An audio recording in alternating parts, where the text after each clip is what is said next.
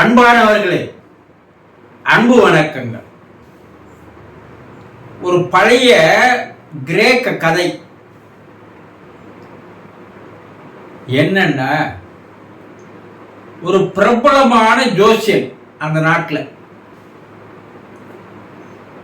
அவன் மாலை வேளையில் வானத்தில் இருக்கின்ற நட்சத்திரங்களை பார்த்தபடியே ஒரு வீதி வழியாக சென்று கொண்டிருக்கிறான். அந்த வீதியின் ஓரமாக ஒரு பாழடைந்த கிணறு இருக்கிறது. இவன் மேலேயே பார்த்த மாதிரி போனதுனால அந்த கிணற்றுக்குள் விழுந்து விட்டான். விழுந்துட்டு என்ன யாருன்னா காப்பாத்துங்க காப்பாத்துங்கன்னு கத்துறான். அந்த கிணற்றுக்கின் அருகில் இருந்த ஒரு குடிசையில் இருந்த ஒரு பெண்மணி ஓடி வந்து அவனை ஒரு கயிறை போட்டு அவனை மேலே இழுத்து காப்பாற்றுகிறான். அந்த ஜோசியன் அந்த பெண்மணியை பார்த்து, அம்மா, என் உயிரை நீங்க காப்பாற்றிட்டீங்க. நான் யார் தெரியுமா? இந்த நாட்டு அரசனுடைய அரசவை ஜோசியர். என்னிடம் ஜோதிடம் கேட்பதற்காக பல நாட்டு மன்னர்கள் நேரம் கேட்டு காத்து கொண்டிருக்கிறார்கள். நான் சொல்வதை தான் இந்த நாட்டு மன்னன் கேட்பான். நான் ஒவ்வொருவருடைய எதிர்காலத்தை மிக துல்லியமாக சொல்லக்கூடியவன். நீங்க என் உயிரை காப்பாற்றிட்டீங்க. நீங்க நாளைக்கு என்னுடைய வீட்டுக்கு வாங்க.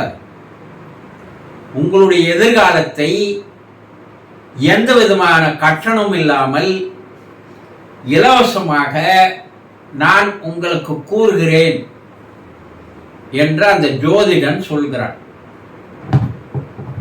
அந்த பெண்மணி சிரித்தார். ஏனம்மா சிரிக்கிறாய்? உன்னுடைய எதிர்காலமே உனக்கு தெரியாமல் தான் நீ கிணற்றில் விழுந்தாய். வீதியின் ஓரம் கிணறு இருக்கிறது என்று உனக்கு தெரியும் இல்லையா? பல முறை இந்த பக்கம் போயிருக்கிற, நானும் பார்த்திருக்கிறேன். அப்ப உன் கண் எதிரில் இருப்பதே உனக்கு தெரியாமல் நீ கீழே விழுகிறாய். நீ எப்படி என்னுடைய எதிர்காலத்தை கூற முடியும்? நிகழ்காலத்தில் வாழ தெரியாத உனக்கு என்னுடைய எதிர்காலத்தை எப்படி கணிக்க முடியும்? போய் வாருங்கள் என்று அந்த பெண்மணி அவனை முகத்தில் அடித்தார் போல் சொல்கிறார். இந்த கதையை ஏன் குருஜி இப்ப எனக்கு சொல்றீங்க நீங்க கேட்கலாம். இன்றும் பல பேர் என் எதிர்காலம் எப்படி இருக்கும், நான் நல்லா இருப்பேனா, என்னுடைய கஷ்டம்லாம் போயிடுமா, என்னுடைய நோய் குணமாகிடுமா, நான் சந்தோஷமா வாழ்வேனா, என் ஜாதகத்தை பார்த்து என்னுடைய கிரக விதிப்படி பார்த்து எனக்கு எடுத்து கூற முடியுமா என்று பைத்தியக்காரர்கள் மாதிரி பல பைத்தியக்காரர்களிடம் போய் எதிர்காலத்தை கேட்டு அவர்களுக்கு பணத்தை செலவழித்து வந்து கொண்டிருக்கிறீர்கள். இது நடக்கின்ற உண்மை தானே? இன்னைக்கு நாட்டில் பைத்தியங்கள் அதிகம் உலாவது. ஏன்? எனக்கு ஏதாவது நல்லது நடக்குமா என்று எவனிடமாவது போய் கேட்ட அவன் தான் சொல்லுவான், உன்னுடைய கிரகம் மாறுது, உனக்கு கிரக நிலை மாறுகிறது, உன்னுடைய வருங்காலம் எப்படி இருக்குன்னு தெரியுமா? சுபிட்சமாக இருக்கும், சந்தோஷமா இருக்கும், பணம் கொட்டோன்னு கொட்டும், உன்னுடைய கஷ்டம்லாம் உன்னை விட்டு போயிடும். இப்படி ஏதாவது ஒன்றை சொல்லி அவன் பணம் வாங்கிக்குவான். அவனுடைய எதிர்காலமே அவனுக்கு தெரியாது. அப்படி இருக்கும்போது உங்களுடைய எதிர்காலத்தை எப்படி ஒரு ஜோதிடரால் கணித்து கூற முடியும்?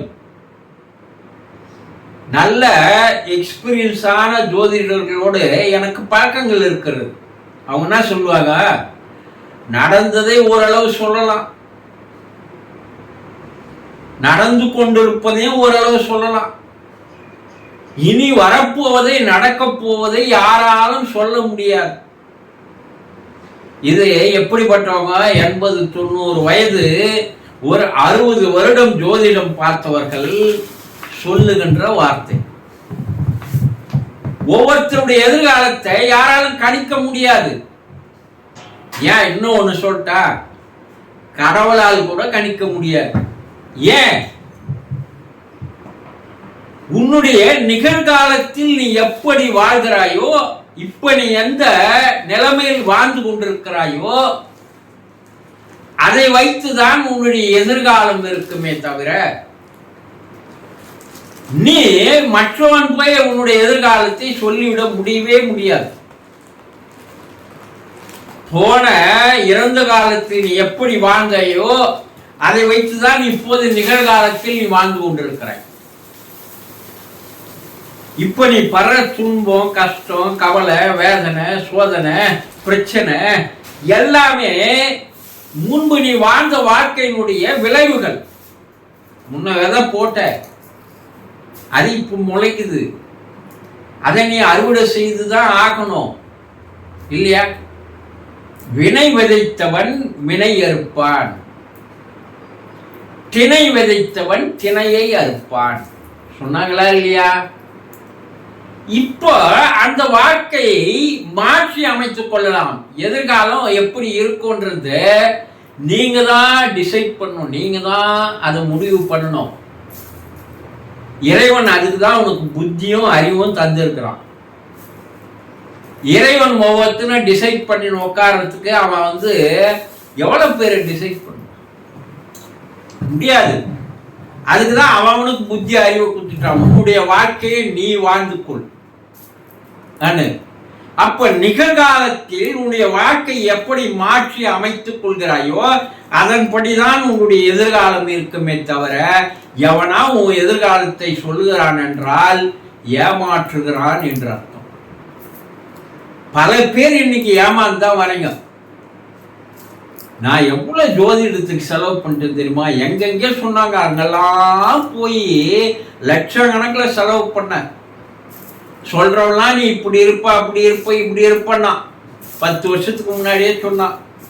இன்னும் 2 வருஷத்துல உன் கிரக நிலை மாறிடும், அதுக்கப்பால உன் வாழ்க்கை பளிச்சுன்னு இருக்கும்னா. 10 வருஷம் ஆயிடுச்சு, இன்னும் என் வாழ்க்கையில் எந்த மாற்றமும் இல்லை. இப்படி புலம்பி திரிபவர்களை நீங்க பார்க்கலாம். இப்போ அவனுக்கு மாற்றிக்கணும்ன்ற எண்ணம் இல்லை. இப்போது இந்த நிமிடத்தில், இந்த நிகழ்காலத்தில் நீ உன்னுடைய வாழ்க்கை எப்படி மாற்றி அமைத்துக் கொண்டால் எதிர்காலம் நமக்கு நல்லா இருக்கும்ன்றத முடிவு செய்ய வேண்டியது உன்னுடைய கையில் தான் இருக்கிறது தவிர வேறு எவரிடம் கையில் இல்லை. எவரிடமும் போய் ஏமாந்து உங்கள் வாழ்க்கையை, வாழ்நாளை வீணடித்துக் கொள்ளாதீர்கள். சந்தோஷம்.